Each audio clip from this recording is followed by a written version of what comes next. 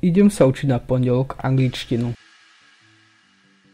Vyberiem si bonus a nájdem nepravidelné slovesá. Smartbook sa ma pýta slovenským slovesom, odpovedám 3 tvarmi nepravidelného slovesa. Nice. Find, found, found. Ak sa pomýlim alebo ho neviem, musím ich napísať správne a zároveň mi tieto slovesá počítač povie po anglicky. Myslieť. Think, thought, thought. Think, thought, thought. Anglickú výslovnosť si môžem spustiť aj opakovane.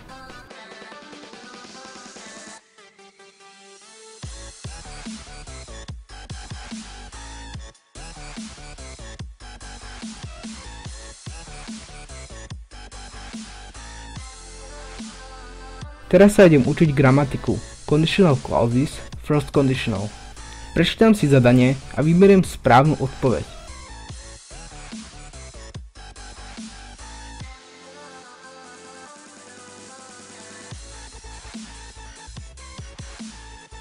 Počítač si pamätá, čo som nevedel a preto ma z toho ešte vyskúša.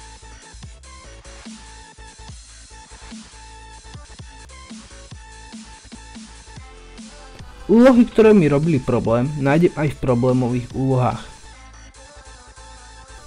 Pri väčšom opakovaní mi potom stačí zopakovať si iba to, čo mi robilo problémy.